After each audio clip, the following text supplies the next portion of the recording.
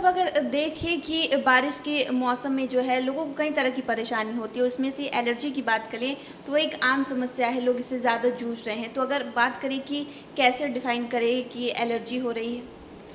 देखिए, बारिश का मौसम जो आता है विशेषकर इस साल, तो वो एक बहुत ही लंबे समय से तपती टाइम्स जिसे कहते हैं वेरी हॉट सीज़न के बाद आता है, तो ये बहुत सुकून भी लाता है, लोगों को बहुत ठंडक महसूस होती है। लेकिन इसके साथ ही बहुत एलर्जी की समस्याएं जो हैं वो नई नई प्रकार की उभरती हैं।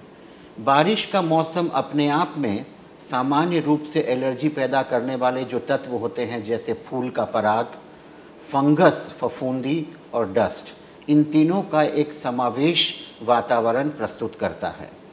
अक्सर आप देखेंगे कि बारिश में लोगों को चमड़े के ऊपर में खुजली होना, दाने दाने होना, लाल लाल निकलना, या यूँ भी आप जब कपड़े उतारेंगे तो थोड़ी सी खारिश होना, खुजली होना, लोग खुजलाते रहते हैं हाथ में, पैर में, पीठ में, पेट पर। तो ये सारी की सारी चीज़ें बारिश के मौसम में ज़्यादा होती हैं जब गर्मी के साथ साथ उमस बहुत ज़्यादा होती है। ऐसे में हम ज़्यादा रेकमेंड करते हैं एंटी एलर्जिक टैबलेट्स, जैसे जिनको अगर किसी विशेष मौसम में, इसी मौसम में इस तरह की परेशानी हो रही है, तो सामान्य जो एंटी एलर्जिक गोलियां होती हैं जैसे सेट्रिजीन या लीवोसेट्रिजीन या मॉन्टेलुकास्ट एंड लीवोसेट्रिजीन, मॉन्टेलुकास्ट फेक्सोफेनाडिन वगैरह की कॉम्बिनेशंस ज़्यादा चलती हैं। इनका रोज़ाना एक गोली का इस्तेमाल रात में कर सकते हैं। इसके अलावा सुबह शाम स्नान करें। एक चीज़ का ध्यान रखें कि अगर कभी आते जाते आप बारिश में भीग गए हों तो घर आने के बाद फ़ौरन जो है दोबारा से स्नान कर लें। कपड़े गीले हो गए हों तो उन्हें तुरंत उतार दीजिए। ऐसा घर में करना तो आसान है, लेकिन अगर जाते समय ऑफिस में अगर आप भीग गए हों तो उसमें थोड़ी परेशानी होती है। यथासंभव पंखे के नीचे बैठ जाएं, कपड़ों को सुखा लें, जिससे कि आपके त्वचा के ऊपर में नम कपड़ा या जिसे कहते हैं कि गीला कपड़ा का संपर्क बहुत ज़्यादा नहीं रहे। इसके अलावा बहुत से लोगों को सर्दी की समस्या बारिश में बढ़ जाती है।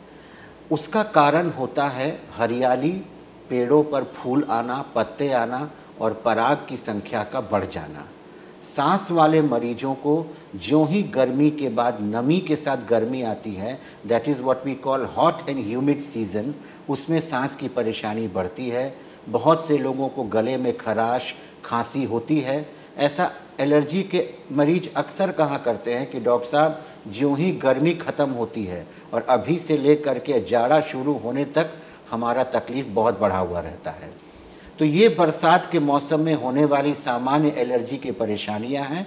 इसके साथ कुछ लोगों को आँख भी लाल होती हैं, जिसे एलर्जिक कंजंक्टिवाइटिस कहते हैं। देखिए, ये सीज़न इस समय एलर्जिक कंजंक्टिवाइटिस का है। अक्सर आप लोगों को, बहुत से लोगों को काला चश्मा पहने देखेंगे। तो ये 5 से 7 दिन का इन्फेक्टिव पीरियड होता है और ये बहुत ज़्यादा होता है। इसका एलर्जी से कोई लेना देना नहीं है, लेकिन किन्हीं को अगर पहले से सर्दी, नाक से पानी, छींक और आँख लाल होने की समस्या है तो उनको ये ज़्यादा होती है।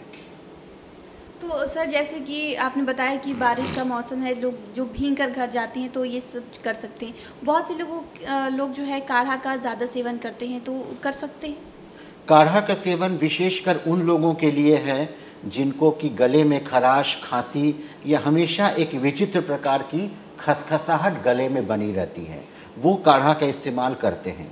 काढ़ा का रिया अगर आपने जिक्र किया है तो मैं ये ज़रूर बताना चाहूँगा कि काढ़ा अपने आप में एक बिल्कुल वैज्ञानिक रासायनिक द्रव है, जिसे कि संतुलित मात्रा में अलग अलग, इट्स अ हर्बल ड्रिंक, तो बहुत संतुलित मात्रा में चीज़ों को मिला करके उसे बनाना चाहिए, ताकि उसको लेने से अनावश्यक गर्मी भी शरीर में पैदा नहीं हो।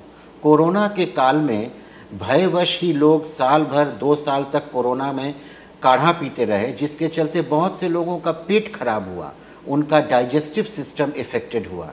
इस चलते काढ़ा अगर वो लेते भी हैं तो ले।